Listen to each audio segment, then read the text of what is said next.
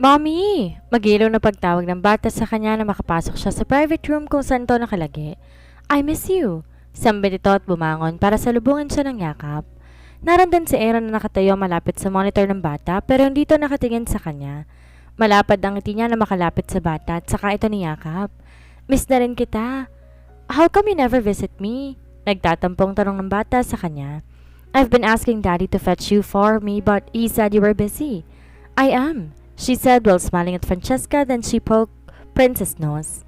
But today I'm gonna stay here with you hanggang sa maoperahan ka? Hinintay niya maging sagot ng bata pero wala tong narinig na tugon mula rito, maliban sa mataman lang tong nakatingin sa kanya at di maalis ang ngiti sa labi. Bigla'y nakaramdam siya ng parang may mga matang nakatitig sa kanya, dahilan para mabaling siya sa mga taong naroon. Nagulat siya na ang lahat ngayon nakatingin lang sa kanila ni Francesca. Pansin niyang mapungay at mapulang mga mata ng mga to, habang ang binatay nakatungo at mababasa sa mukha ang lungkot. Mommy Julia, come here! Tawag ng bata kay Julia. Kagad naman lumapit si Julia sa bata. Hey, just so you know, I already forgive you. Wika ni Francesca kay Julia. I just don't know how to approach you. Sanay ako na akong lumalapit sa iba at tinatawag silang mommy, just like Mommy Isabel, but you approach me yourself. At first, I really don't like you kasi sabi ng angels ko, Mommy Isabel and Daddy will be destined to be together. So your angels are the Cupid, huh? Natatawang ani Julia. Did I told you that I too play Cupid with your dad and your Mommy Isabel? Evil Cupid? Naguguluhan siyang bumaling kay Julia na may ngiti sa labi habang nakatingin sa kanya. You think I was actually trying to steal Tristan away from you, do you? You mean... Sambit niya at pinukol na masamang tingin ng kapatid. Eh anong drama yon? Yung pagtataray mo sa akin, yung mga sinasabi mo, lahat. Julia chuckled. Gusto ko lang namang malaman kung hanggang saan ang kaya mong gawin para lang ma-realize mong mahal mo siya. Anito at aaminin niyang di ito ay naasahan. At gusto ko rin makabawi kay Tristan sa lahat ng mga nagawa ko sa kanya. Nang sabihin niya sa akin lahat ng mga hirap na pinagdaanan ninyo sa loob ng 5 taon dahil sa pang-iwan ko sa kanya, doon ko na-realize na maling-mali talaga ang nagawa ko. Nakita kong lungkot sa mukha niya at aaminin ko na guilty ako. Kaya naman nang maramdaman kong may feeling siya sa'yo, doon ako nag-isip, I want to make him happy but when I saw you, nakikita ko naguguluhan ka sa nararamdaman mo. Pero nung nandun pa rin ang nararamdaman mo kay Tristan, I can feel it. Hindi mo magaya kasi you're still looking back from the past.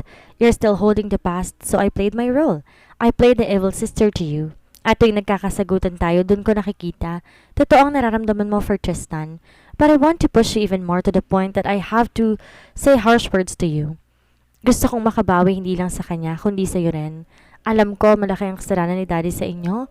Kahit di mo na siya mapatawad, gusto kong maging masaya ka. Kahit yun lang. Kahit maging masaya ka lang, okay na yun.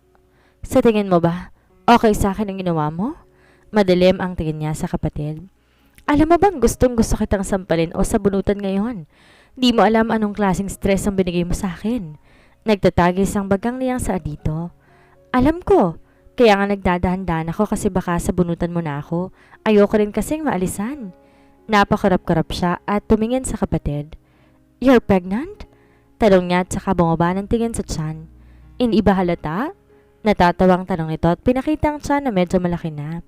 Kaya pala maluwang ang suot na damit. Buntis din pala. Matagal na akong kasal. May anak na rin ako, 2.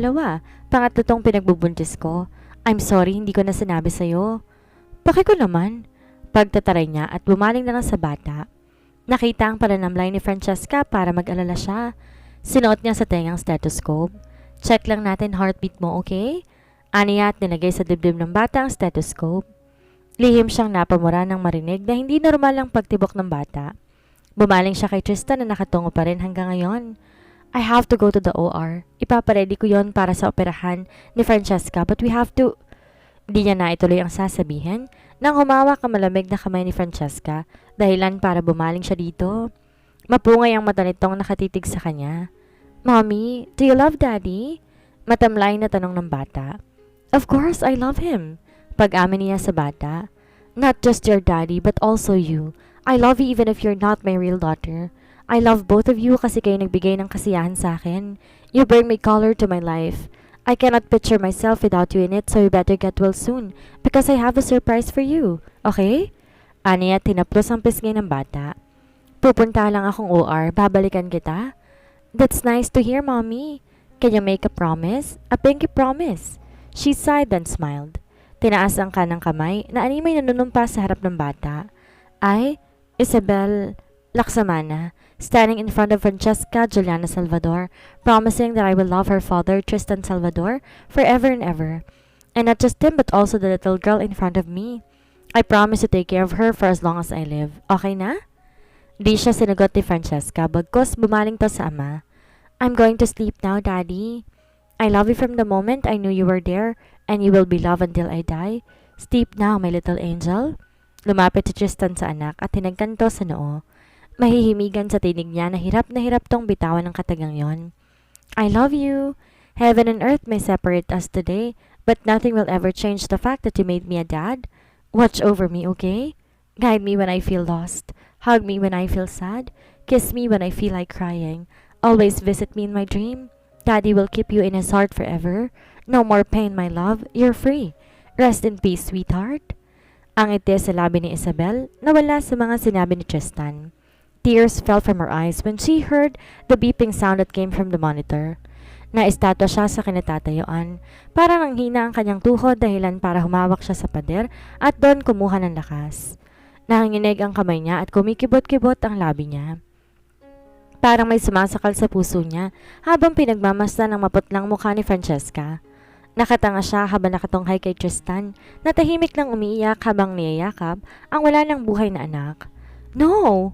Do'y nagsimulang humagulhol ang ina at ama ni Tristan.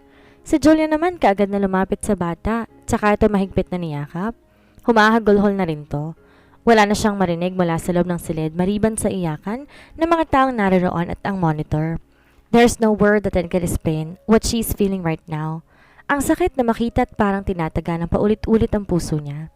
Parang libo-libong kamay ang mihila sa kanya pababa sa labis sa sakit na nararamdaman. Pinaghalong lungkot at galit ang naramdaman niya ng mga sandaling iyon. Lungkot sa pagkawala ng bata at galit kay Tristan. How could he give up on her own daughter just like that? Bakit ang dali nitong sukuan ng anak? Kung pwede pa namang isalba ang buhay nito. It hurts her so much. Ang bigat-bigat sa pakiramdam.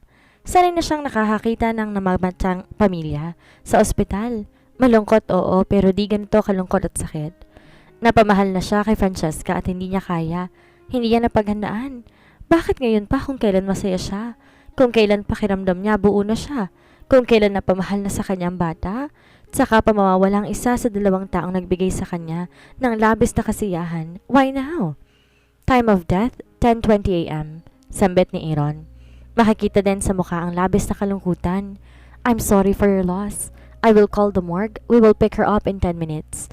Anito't naglakad na papalabas. Ang mag-asawang Salvador lumabas ng kwarto. Malamang di na mga to kayang makitang wala ng buhay na si Francesca. Gusto niyang lapitan to. Gusto niya rin nakapin at hagka ng bata. Gusto rin bigkasin ng salitang I love you pero hindi niya magawa. Tinakasan siya ng lakas. Ang tanging nagawa niya na sandaling iyo'y pagmasdan ng mukha ng bata. I love you, Francesca. Usal niya sa isip. You will be missed. Nasa morgue na si Francesca. Imporma sa kanya ng kapatid. Pagkatapos dadalhin na siya sa St. James Chapel. Doon siya ibuburol. Are you coming? No. Hindi pa rin humihinto sa pagbuhos ang kanyang luha. I don't want to come. I want to be alone. Tumango si Aaron at umupo sa harapan niya. Okay, but please always remember that you are carrying a child in your womb. May buhay sa loob mo. Huwag kang masyado malungkot, nakakasamayin sa kalusugan mo at sa mga pamangkin ko na rin. Mataman siya nitong tinitigan. Don't blame Tristan. Walang sino mong may kagustuhan ng lahat. It is not his decision to make, it's God's will. Tandaan mo, hindi tayo nagsusulat ng kapalaran natin. Tayo man ang nabuhay at nagdesisyon para sa buhay natin. At the end of the day, ang Diyos pa rin ang may hawak ng buhay natin. He can take it whenever He wanted it. Nag-iwas siya ng tingin sa kakambal. Gusto ko rin ba ng Diyos na paulit-ulit akong saktan? Na paulit-ulit akong miserable? Why would He let me meet them and then at the end of the day, one of them will go? Okay na ako eh. Masaya na ako at nawawala na yung sakit. Tas bibigyan ako ng panibago. She laughed sarcastically. Just because I am strong enough to handle the pain doesn't mean I deserve it. I know. Sambit ng kapatid at niyakap siya na tinanguan naman niya. Iiyak mo lang ngayon. Ibuhos mo lahat ng sama ng loob. Everything's going to be alright. Maybe not today but eventually, I will stay beside you. Go on. Cry. Let it all out. Let me be your knight in shining armor again, Isabel. I'll always be here for you. I won't leave you. With that, she broke down and sobbed like a child. Sinubsob ang mukha sa dibdib ng kapatid at doon iniyak ang lahat. Condolence. Pakikiramay ng kaibigan niyang si Aquarius nang dumating sa St. James Chapel kung saan nakaratay ang labi ng anak. Di na siya nagulat na makita ang iba pang kaibigan na nagabot din sa kanya ng pakikiramay. Wala sa mukha ng mga taong ngiting nakita at nakasanayan niya. Lahat malungkot sa pagkawala ng anak. Upo muna kayo. Pwede ba namin siyang tingnan? Ani Aquarius. I want to see her. Of course. Tinapik siya nito sa balikat. Thanks, buddy. Sinundan niya ng tingin ng mga kaibigan na palapit sa ataol ng anak. 4 na araw ang tinakda nilang araw para sa burol ng anak. Pagkatapos ihahatid na nila ito sa huling hantungan. Muli, binilik niya ang tingin sa entrada ng chapel dahil may hinihintay siya. He's waiting for her. He needs her. Pero simula kanina nung iburol nila ang anak niya, hindi pa ito nagpakita sa kanya. Gabi na pero wala pa ring Isabel ang nagpapakita sa kanya. Natatakot siya na baka galit to sa kanya.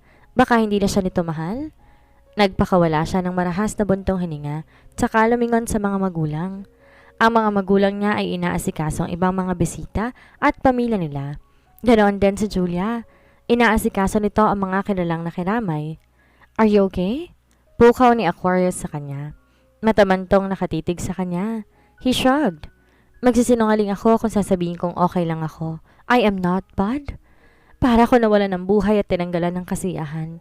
I don't know if I can move on, if I can stand on my own. Di ganon kadaling tanggapin. Nawala na ang anak ko. Ang sakit tanggapin. Nakatitig siya sa sahig kung saan nagbabagsakan ang kanyang mga luha. Ang mga mata niya ay lumalabon at parang may nakabarana sa lalamunan niya. It hurt so much. Kung pwede ko lang na hugutin ang puso ko para hindi maramdaman ang sakit. Itago man niya ang tunay na nararamdaman. Pero kapag may nagtanong na sa kanya kung ayos lamang, kusang lumalabas ang nararamdaman niya. Nararamdaman niya ang paghagod niya sa amin ni Aquarius sa likuran niya. I am always here for you, buddy. Wika nito. Kung kailangan mo ng taong masasandalan, kahit papaano, lumawag ang pakiramdam niya at nagpapasalamat siya sa kaibigan. Pero hindi si Aquarius ang hinihintay. Ang nasabi niya sa kaibigan, I appreciate it a lot. Puntahan ko lang si Julia, tapos babalik din ako. Tumango lang siya sa kaibigan. Gamit ang kamay, pinunasan niya ang luha at muli ay nakita niya roon si Aaron, Corina at Alexa. Lahat sila ay nakaitim, tanda ng pakikiramay. Tipid na naging pangiti ni Corina at Alexa, pero nababasa rin ang lungkot sa mukha ng mga to. Habang si Aaron naman malungkot talaga. Walang ngiti sa labi at inaasahan niyang naroon din ang dalaga. Pero nakalapit na sila ni Aaron sa gawin niya at lahat wala pa ring pumasok na Isabel. Tumayo siya upang salubungin ang mga bagong dating. Condolence, sambit ni Corina, saka siya nito niyakap na tinugunan naman niya. He sighed. Thank you. Condolence. Kuya, ani Alexa. Bumitaw si Corina sa pagkakayakap sa kanya at saka ngumiti. Pasensya ka na, wala si Isabel. Hindi siya makakarating kasi pinagbawalan siya ng lolo namin. Bakit? Si lolo kasi naniniwala sa mga pamahiin eh. Nakangiting sagot nito at saka umirap. Kesyo bawal daw sa buntis ang bumisita sa patay. Natigilan to nang sikuhin ito ni Aaron. And it's not my place to tell you, I'm sorry. Pupuntahan lang namin si Francesca. Paalam nito at saka hinila si Alexa. Lalong lumalim ang gatla sa noon niya sa sinabi ni Corina habang sinusundan niya to ng tingin at naguguluhan siyang bumaling kay Aaron. Ang kanyang mga mata ay nagtatanong dito. Aaron heaved a sigh. She's pregnant. Umawang ang labi niya at nanlaki ang kanyang mata. Hindi makapaniwala habang palipat-lipat ng tingin kay Aaron at Corina. Wala ring salitang lumalabas sa bibig niya. He was speechless. Malungkot siya dahil sa pagkawala ng anak niya, pero kakaibang kasiyahan ang lumukob sa buong pagkataon niya sa ibinalita ni Aaron. He was beyond happy. So this is what Francesca is talking about all along? A gift from God. She can't go because she almost suffered miscarriage. Masyado siyang na-stress sa nangyari sa kanya. Kanina, dinugo siya, ani Aaron. She is now resting. Halos takasan siya ng lakas na narinig. Kapag nagkataon, hindi lang ang anak niya ang mawawala. Sa kanya, pati na rin ang sanggol sa sinapupunan ng dalaga. I want to see her. Umiling si Aaron. Kailangan ka dito? May nag-aalaga naman kay Isabel, si Mommy. Ngayon, saan na ka muna mag-focus? Isabel will be fine? He sighed in defeat then nod. And please, pag nagkita kayo ni Isabel, ikaw na ang bumili ng milkshake? Anitong masama ang tingin, tsaka sumunod sa mga kapatid. Natatawang sinundan niya ng tingin si Aaron. So that's why there is a lot of milkshake in her office. Pinaglilihian naman niya ito. Ngayon, magkakaroon na ulit siya ng dahilan para muling ituloy ang buhay. Na kahit wala na si Francesca, may bagong darating sa buhay niya. But that doesn't mean that he will forget his daughter. Habang buhay nang mananatili si Francesca sa puso niya.